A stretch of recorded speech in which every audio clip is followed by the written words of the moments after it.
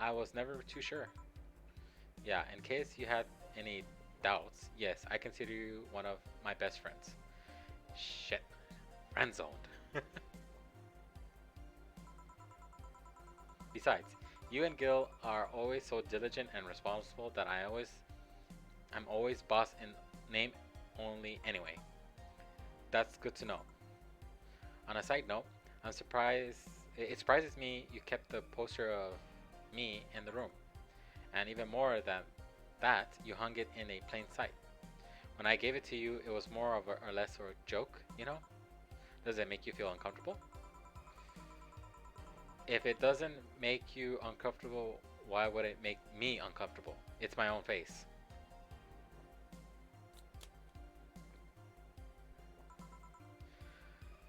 I'm still wondering why you did it though.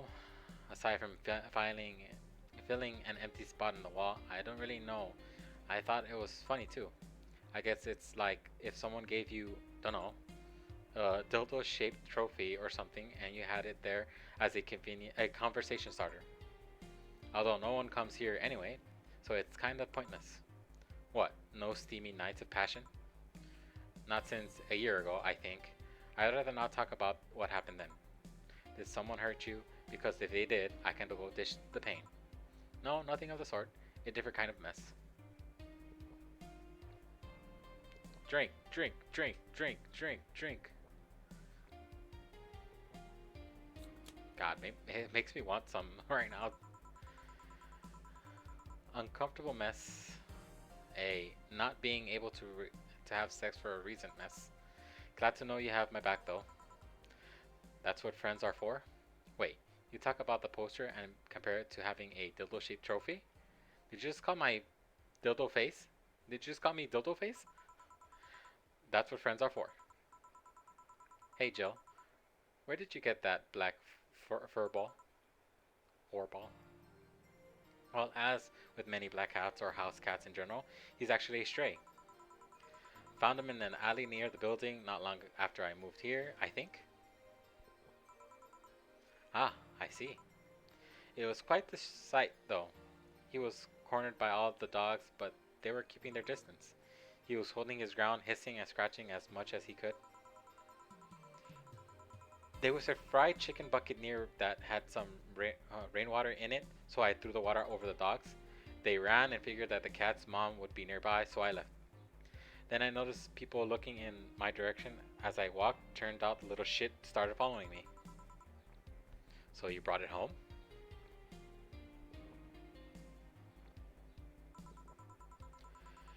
At first I wanted to see if I could find him a new home, but oh, there she goes. She's red-faced.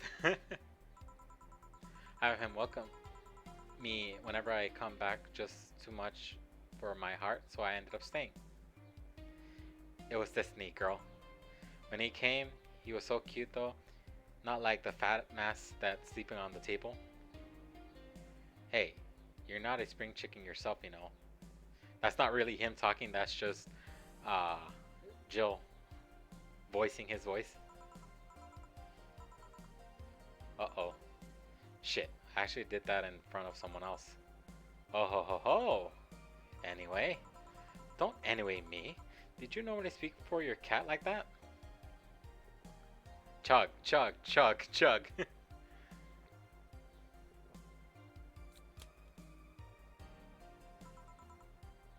Maybe. I wonder if Gil's alright. You worried about him? You make it sound like I'm someone emotionless robot. You can be hard to read. I wouldn't worry about Gil so much though. There are three things I know for certain about him. First, he can take care of himself. Second, you can sincerely trust him. And third, he absolutely hates bell peppers. He does? I've seen him even reject food that has been in contact with it. Man, what a baby. Unless he's allergic or something. He's not. Man, what a baby. How did you meet such a guy? He showed up at the door of the bar. He what? Well, it was shortly after the whole incident with Robert and the levitation potion. Right. Oh wait.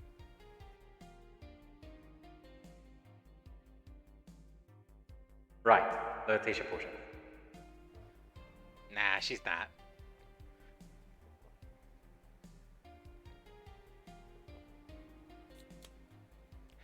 I mean, she has a freaking collection. You think she's gonna pass out drinking? It was a slow day and he just showed up at the bar. I offered him a drink, but he said he didn't have money on him. I couldn't leave him alone, so I pretty much gave the drinks for free. And after a couple, he broke down crying. Huh? I don't really know what he did, but he was really, really regretting it. He wanted a second chance or whatever, and I told him if he could wash himself, I'd find him a job. And I'd be damned, he looked totally different the next day. Damn. I tried and failed to find out anything about him, so I decided to take him at face value and judge him for what he did as an employee. And aside from the occasional sudden escapades, he's been as loyal gets. I returned the favor in kind, covering his ass from time to time, sometimes literally. What surprises me is that you took him in so easily. I can take care of myself, and I always kept an eye on him. And besides, after the whole Robert thing, I couldn't ignore someone that desperate so easily. I see. You made the bar more lively yourself, you know? How so? Well, with the regulars you've earned, of course, like the blonde-titted hacker. I can't remember her name. Alma? I was gonna say Army gets Armagate?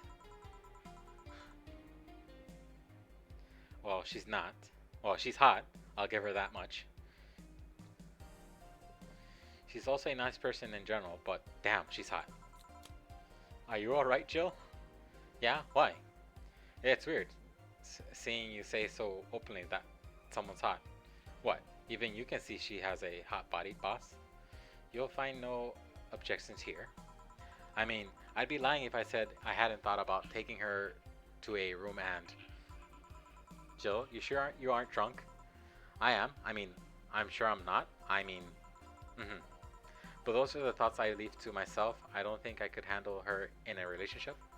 She has weird standards. That, and she's as straight can get. She's still a lovely person though. That she can become a regular is a blessing. Any regular is a blessing when you get down to it. There's also that sex worker robot girl. Ah, Dorothy. She intrigues me though. I've seen a lot of sex workers over the years, and she seems pretty giddy. It's not that she likes her job, but rather that she takes it with such childish excitement. I've kind of noticed that too, but then again, Linims can be weird. You think? Linims operate in some really foreign logic. I mean, they don't really share our fear of mortality. Even if their bodies are destroyed, their minds are already backed up in the collective source. If they lose an arm, they can retach it or replace it. Depending on the circumstances, they might not even feel pain at all. It's not like they haven't attained happy-like emotions like fear or love. They are different. Like a different culture, if you must. I didn't see it that way. Aside from that, Dorothy is a DFC72. It's a social interactions model or something. Lilims get positive reinforcement straight from their bodies if they're fulfilling their main purpose. So, I'm guessing she gets a built-in push whenever she's in a meaningful or challenging social interaction. Interesting. The name Lilim is a bit weird though. Is it? You expect them to be called bots or dolls, but Lilims doesn't convey an image of automatons. Just a tip, bots and dolls are considered slurs by them.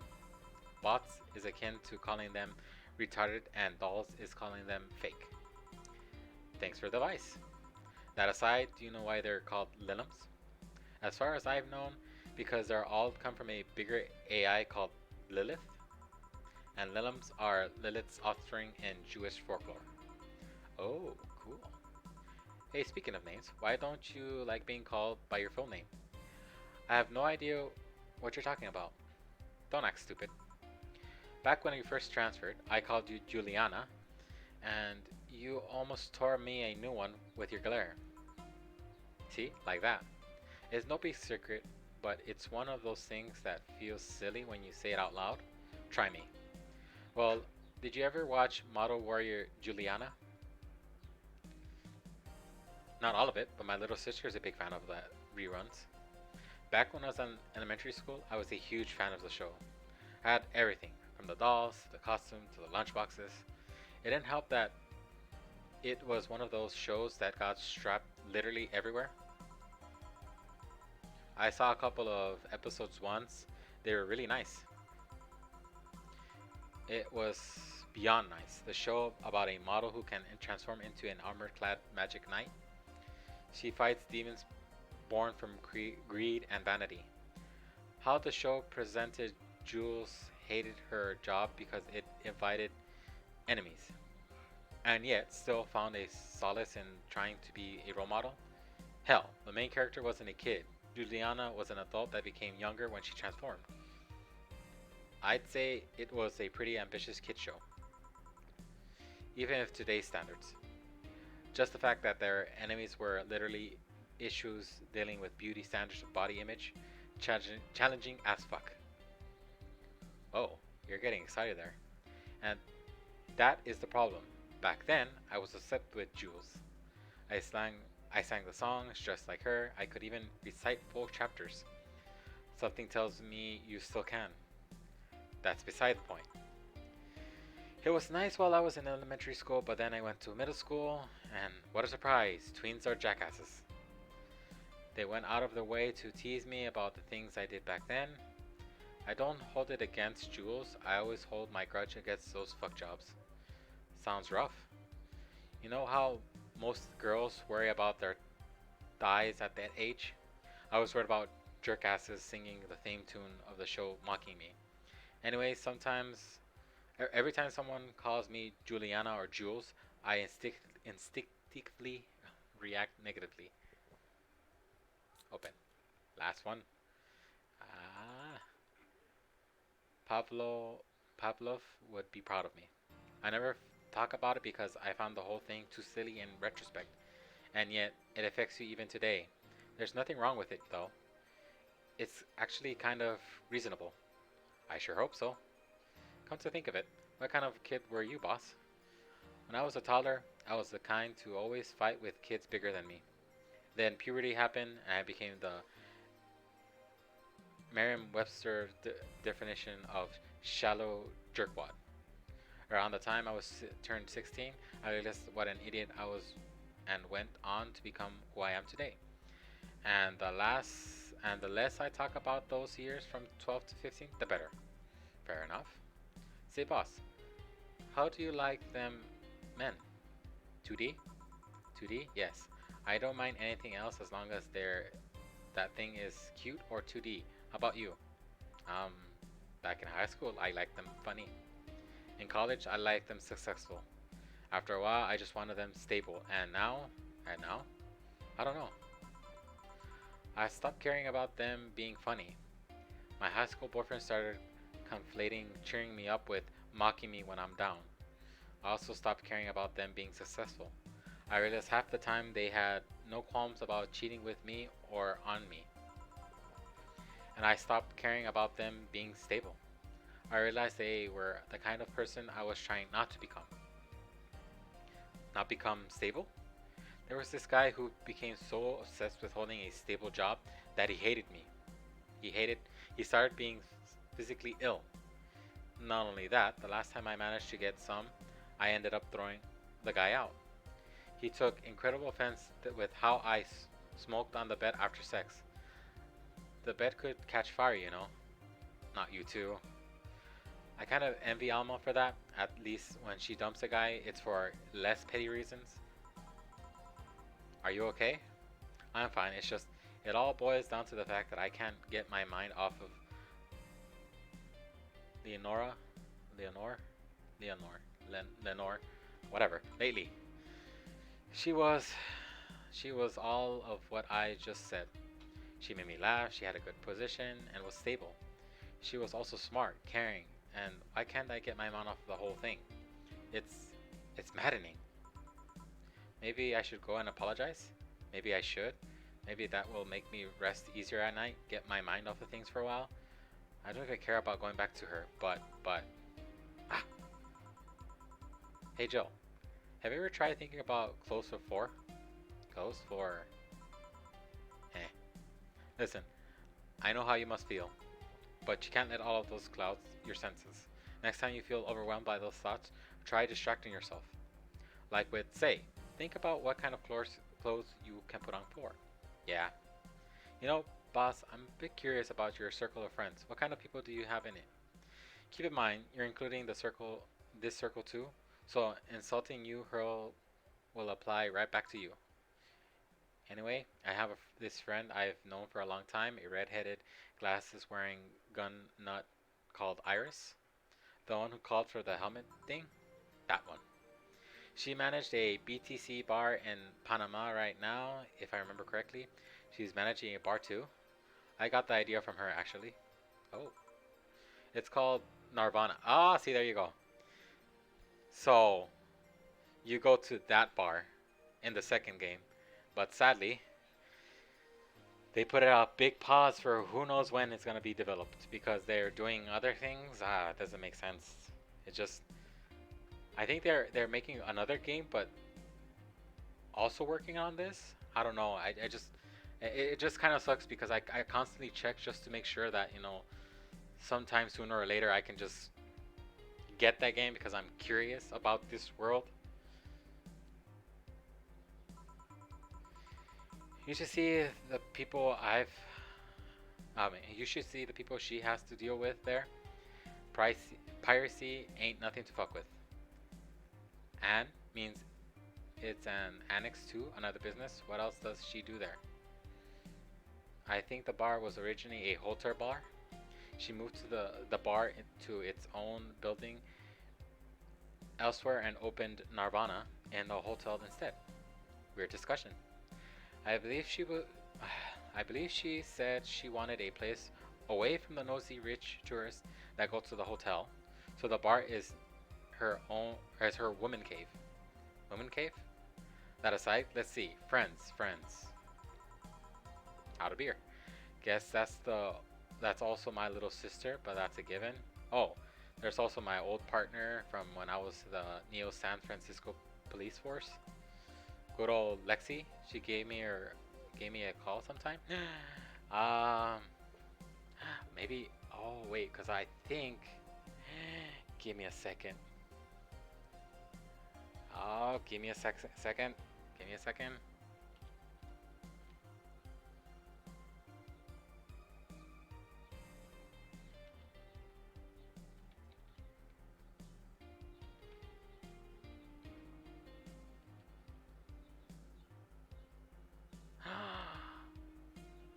Crazy.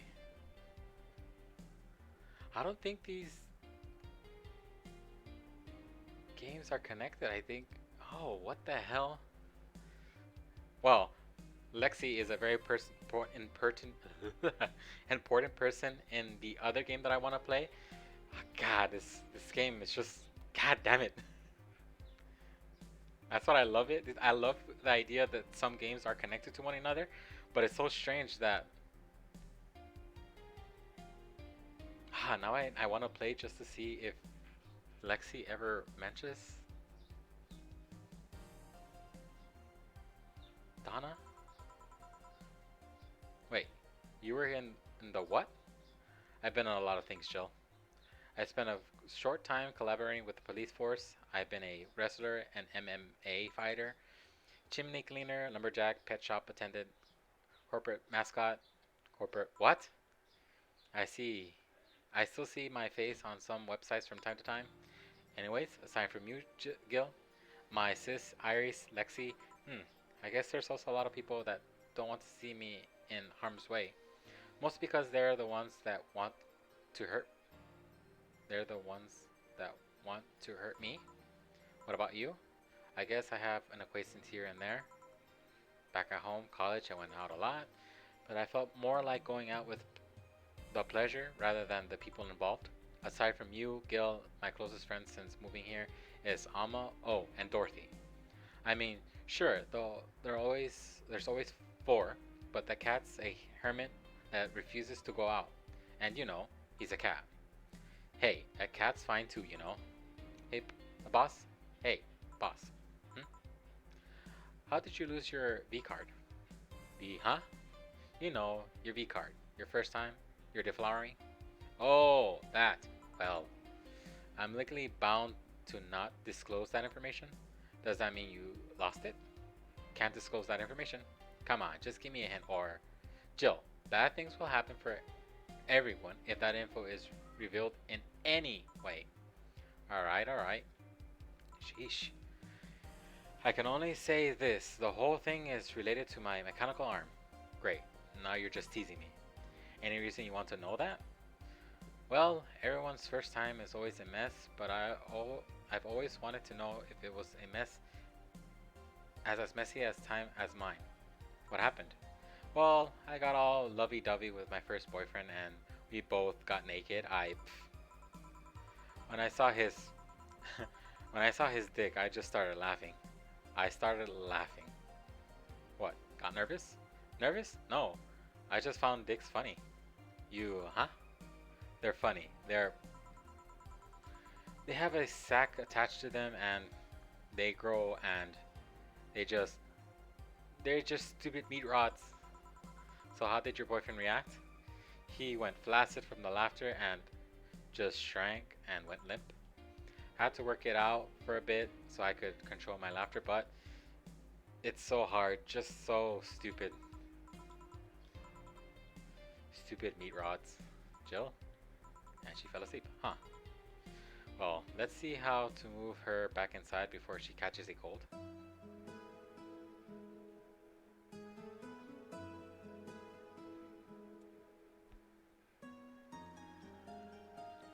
I think with that, I'm gonna try to save, and then we'll continue it next time. Because from here, it's just gonna go downhill, and